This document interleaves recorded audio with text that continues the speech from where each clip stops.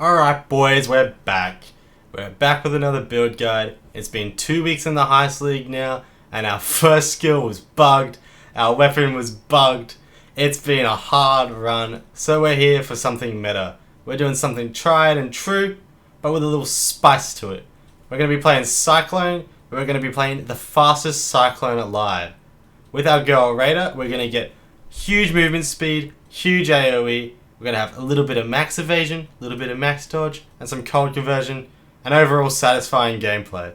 It's a very fun skill, it's awesome to play. I hope you enjoy the build guide. Links and timestamps are in the description below, and while you're down there, consider subscribing.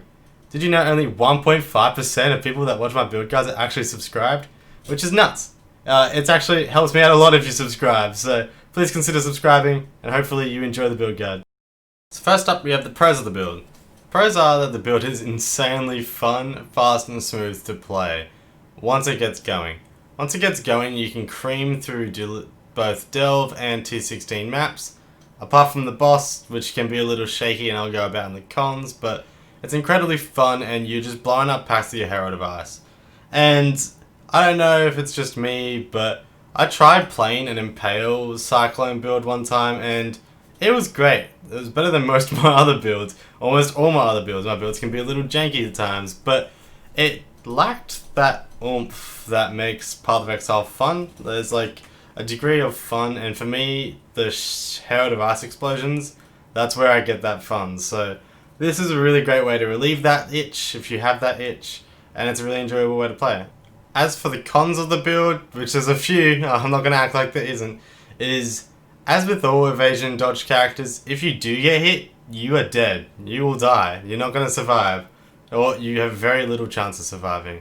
On top of that, in Cyclone builds in general, if you don't have Corrupted Blood vowed onto your dual rules, you are going to have a bad time. That shit will kill you real fast. You can't really avoid it.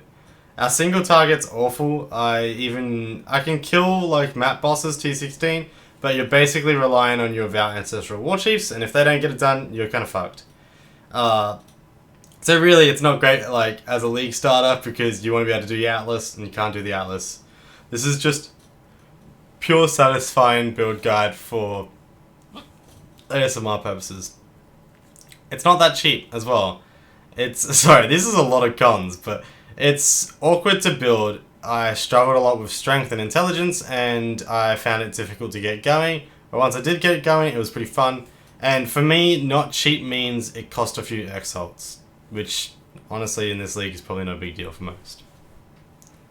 Now we have the offense. We have insane attack speed and crit. The weapon we use, a unique replica of Wings of Entropy, has a really cool tag on it with main hand has more attack speed and offhand has like huge crit, but because we attack so many times with Cyclone, it's basically merged together and it creates a really cool effect. We have Onslaught with 200% effect thanks to both Duresso's Defiance and our trusty Raider Ascendancy points. We have 9 Frenzy Charges, which helps provide for our dodge, as well as huge movement speed and attack speed.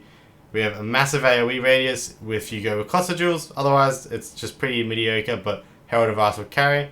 And as I've just said, Herald of Ice, which is really kind of like the whole point of playing this build.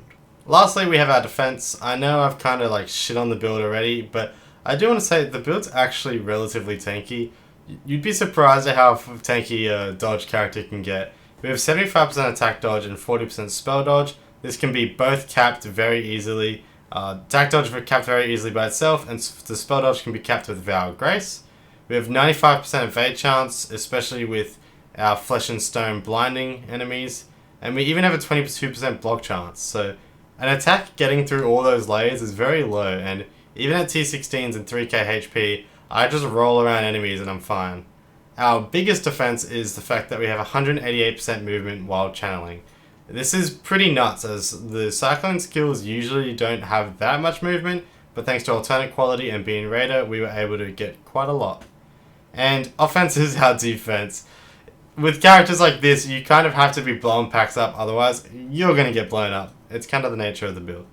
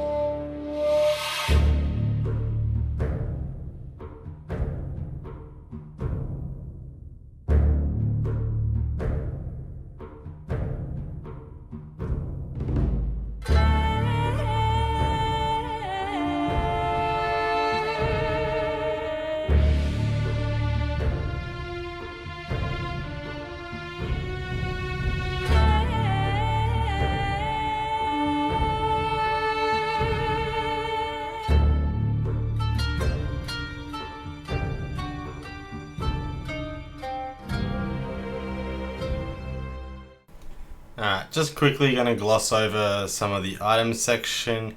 I'm basically just saying there isn't much of a difference between the mirror and Exalted version. It was practically only have inspiration vowed on, but you could also have things like fortify vowed on, life gain on hit, increased AoE, melee strike range, attack speed. There's heaps for the vowing on the axe, but that's only really for the mirrored tiered gear gamers anyway.